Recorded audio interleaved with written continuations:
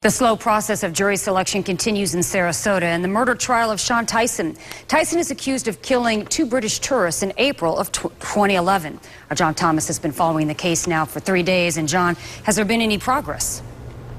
You know what? 3 days of jury selection. They still have not seated one juror, but I can tell you there has been progress made today. The 76 potential jurors that were held over from yesterday from the original pool of 150, they've started asking them specific questions like, what do you think of guns? What do you think of gun possession? What do you think of premeditation?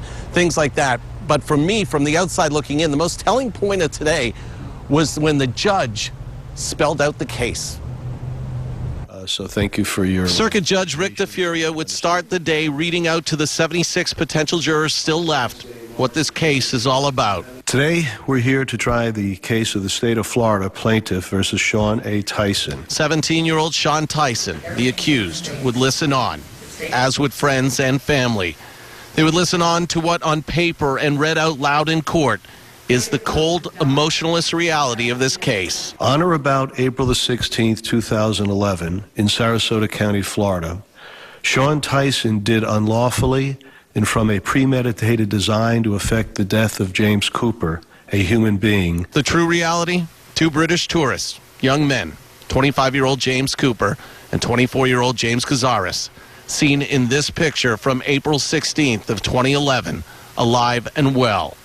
A few hours later, in an area of Sarasota called Newtown, they would be found lying in the street, shot. Thereby inflicting upon said James Cazares mortal wounds, of which said mortal wounds by the means aforesaid, and as a direct result thereof, the said James Cazares died. So, as they seat a jury, the reality now in this case is the fate of the accused, Shawn Tyson, has not been determined.